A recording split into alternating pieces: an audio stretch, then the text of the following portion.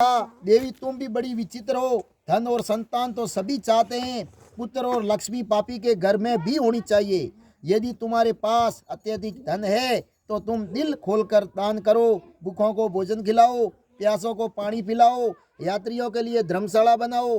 कितने ही निर्धन की कुंवारी कन्या धन के अभाव से बिना ब्याही बैठी है, उनका विवाह कराओ और कई पुण्य कार्य करो, जिससे तुम्हारा लोक परलोक में यश फैलेगा। लेकिन व्यापारी की स्त्री बड़ी मूर्ख थी। उसने कहा, महात्मा जी, मैं इस संबंध में कोई बात नहीं सुनना चाहती। मुझे ऐसे धन की बिल्कुल आवश्यकता नहीं है जो मैं दूसरों को बांटती फिरूं।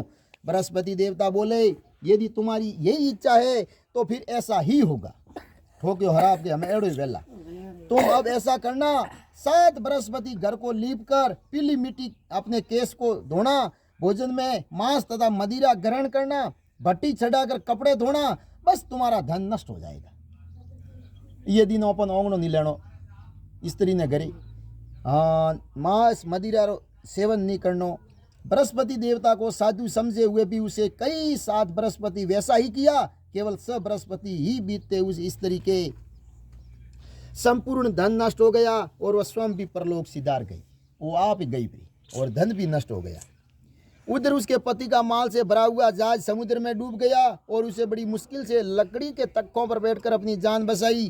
खैर वह रोता धोता किसी न किसी तरह अपने निग्गर में वापस पहुंचा। वहां आकर उसने देखा कि उसका सब कुछ नष्ट हो गया और उसकी छोटी लड़की बैठी आंसू बहा रही है। उस व्यापारी ने अपनी लड़की को तसल्ली देकर सुख कराया और सब समाचार पूछा। लड़की ने अपने पिता को साधु बृहस्पति वाली पूरी कहानी सुना दी। उसने लड़की को शांत किया, भगवान की करनी पर बड़ा प्रसन्न हुआ और वह प्रतिदिन जंगल में जाकर लकड़ियां सुन लाता और नगर में बेचकर अपनी जीविका चलाने लगा। मगर धन के अभाव के कारण बहुत दुखी था, क्योंकि गुजारा बड़ी मुश्किल से चलता था। एक दिन उसकी लड़की ने उससे दही खाने की इच्छा प्रकट की, लेकिन उसके पास एक भी पैसा नहीं था जो कि उसको दही लाकर देते। चुनान से वह उसे आश्वासन देकर जंगल में जाकर एक वृक्ष के नीचे बैठकर अपनी पूर्व दशा का विचार कर रोने लगा। बृहस्पति का दिन था। बृहस्पति देवता उसकी अवस्था देखकर साधु का वेश धारण करके वहां आकर पहुंचे। उस व्यापारी के पास आए और कहने लगे, हे लकड़हारा, तुम इस जंगल में किस चिंता में बैठा है? व्यापारी ने उत्तर दिया, महाराज, आप सब कुछ जानते वाले हो। इतना कहकर उसने आदर कंठ और भीगी आंखों में बृहस्पति को अपनी सारी आप बीती सुनाई। बृहस्पति देवता ने कहा, भाई, तुम्हारा पत्नी ने बृहस्पति के दिन भगवान का अपमान किया, इस कारण तुम्हारा ये हाल हुआ है। लेकिन अब तुम किसी प्रकार की चिंता न करो, भगवान तुम्हें पहले से भी अधिक धनवान करेंगे। तुम मेरे कहे के अनुसार बृहस्पति के दिन बृहस्पति का पाठ किया करो। 2 पैसे के सने मुक्का मंगवा कर जल में लोटे में थोड़ी सी चक्कर डालकर अमृत के प्रसाद परिवार के सदस्यों में को सुनने वाले को बांट दो। खुद भी अमृत पान किया करो तथा प्रसाद खाया करो। भगवान तुम्हारी सारी कामना पूरी करेंगे।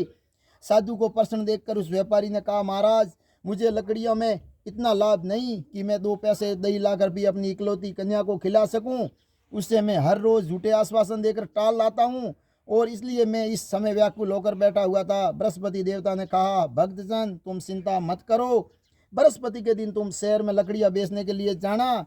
तुमको उस दिन लकड़ियों के 4 पैसा अधिक मिलेगा, जिसमें से 2 पैसा दही लाकर अपनी कन्या को खिलाना, 2 पैसा का मुक्का और सना लाकर बृहस्पति देवता की कथा करना, जल में जरा सी भी शक्कर डालकर अमृत बनाना और कथा का प्रसाद सब में बांटना और खुद भी खाना और दूसरा को भी खिलाना। तुम्हारा सब मनोरथ पूरा हो जाएगा। इतना कहकर बृहस्पति देवता अंतर्ध्यान हो गए। धीरे धीरे बृहस्पति का दिन भी नजदीक आ पहुंचा। व्यापारी ने जंगल में से लकड़ियां इकट्ठी की और शहर में बेचने के लिए आया। उसने उस दिन 4 पैसे अधिक मिले, जिसमें 2 पैसों का दही लेकर उसकी अपनी लड़की को दी।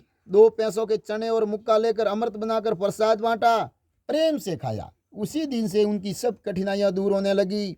लेकिन अगले बृहस्पति को बृहस्पति देवता की कथा करवाना भूल गया। शुक्रवार को उस नगर में राजा ने आज्ञा दी कि कल मैंने बहुत बड़े यज्ञ का आयोजन करवाया, अतः कोई भी व्यक्ति अपने घर में अग्नि न जलाए और समस्त जनता मेरे यहाँ आकर भोजन ग्रहण करे। इस आदेश को अवहेलना करेगा उसे सूली पर लटकाया जाएगा।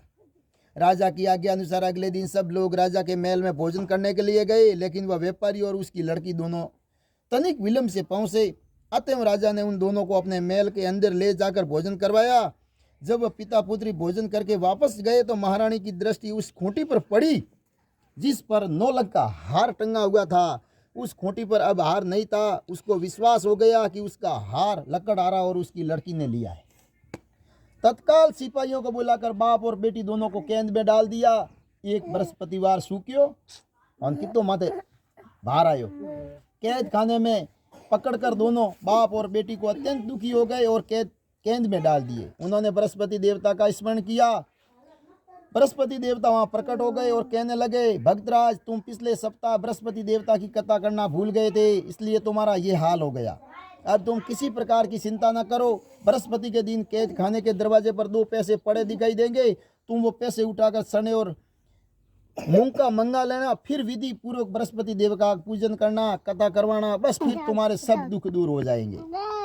और जब बृहस्पति का दिन आया तो व्यापारी को जेल में मुख्य द्वार के पास 2 पैसे पड़े मिले। बाहर सड़क पर एक औरत जा रही थी। व्यापारी ने कहा, बाजार से उसे 2 पैसे के चने और मूंग का लाल दे ताकि मैं बृहस्पति देवता की कथा करवा सकूं। उस औरत ने कहा, मैं अपनी बहू के कपड़े सिलाने जा रही हूं, अंत में तुम्हारे बृहस्पति भगवान की कथा क्या जानो।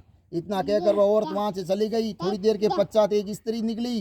व्यापारी ने उसको प्रार्थना की, बहन, तूने बाजार से 2 पैसे के चने और मूंग का ला दे, मुझे बृहस्पति देवता की कथा करनी है और प्रसाद बांटना है। वह स्त्री बृहस्पति देवता का नाम सुनकर गदगद होकर बोली, बलिहारी जाऊं वीर भगवान के नाम, मैं तुम्हें अभी मूंग का और सना ला कर देती हूँ।